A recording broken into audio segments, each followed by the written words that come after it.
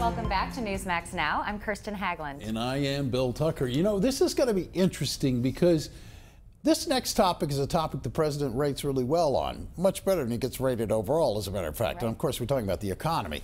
U.S. unemployment is at a 17-year low. The stock market's breaking records, as you have no doubt noticed all of the time. The public certainly has taken notice. In a Wall Street Journal poll, NBC News survey, the president received a 42% approval rating on the economy. That's a lot better than those 30s he gets otherwise. Earlier today, Trump acknowledged his economic prowess with, well, what else? A tweet. And he tweeted out this. Consumer confidence at an all-time high, along with record stock prices, unemployment 17-year low, make America great, working to pass massive tax cuts. Looking good.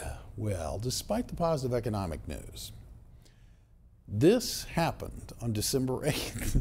New York Times writer Ben Castleman wrote on Friday, and I say, quote, economists almost universally say Mr. Trump has little to do with the rebound, which began long before he was elected and has not accelerated meaningfully since he took office. Really? Well, joining me now to discuss that is the chief executive of the Torrenzano Group, Richard Torrenzano.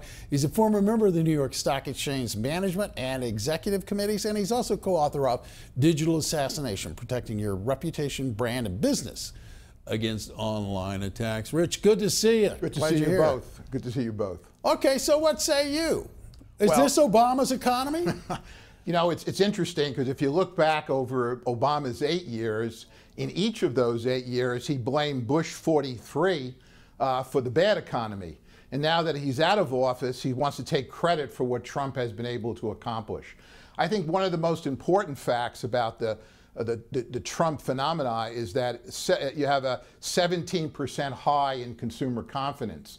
And when you look at a 30% rise in the Dow Jones Industrial Average since Inauguration Day versus a 5% rise in the last 11 months of the Obama administration, that is a stark difference. And that's important for both individual investors as well as institutional investors. So everyone with a pension plan or a who owns individual stocks or owns a stock mutual fund, everybody has done well. When you have a high tide, all boats rise, whether you be Democrats or Republicans.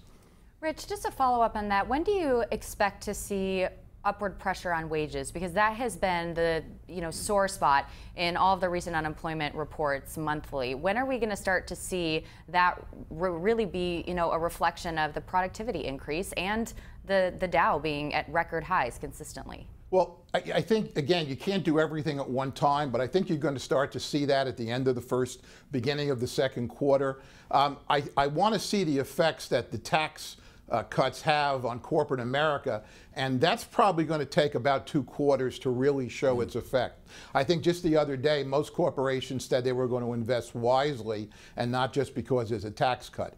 I think they're going to invest when they see opportunities, whether they be domestic or international. But I think you'll probably see that effect at the end of the first quarter, but you'll probably take at least 2 quarters, maybe 3, to see the effects of the 20 or 22%, whatever comes out of committee, tax rate on corporations. Yeah. All right. Switching gears here a little bit, we want to get your perspective on this because you are the business expert. All right. Bitcoin has been a hot topic this week. Its debut on major U.S. exchanges has hit so far with enthusiasm. The price of the first ever futures contract for the virtual currency rising 16%. Here are a few facts. We want to put up a full screen to help our viewers understand this currency because you may have heard of Bitcoin but been like, what in the world is this? All right, here you go. It emerged in the aftermath of the 2008 financial crisis. It can be bought and sold like regular cash, but the actual coins exist only in cyberspace, so it's untraceable and can be exchanged anonymously. And here's the most astonishing number, actually. When launched, each Bitcoin was worth just 5 cents. In the United States. Last week, the value of a single coin reached $100,000. $10,000. Maybe if I owned a Bitcoin, I wished it was $100,000 because then I would be in the money. All right, so Can you boil down what Bitcoin is for people? Because a lot of people, it's just this ethereal thing. Sure. What is it, and why is it making such big news in business this It's week? one of the first cyber currencies, and what it's based on is called blockchain technology. And that is a new technology which you're going to see a lot about, talked about over the next 3 years, both in the financial area as well as any area of compliance and other areas that have to trace things.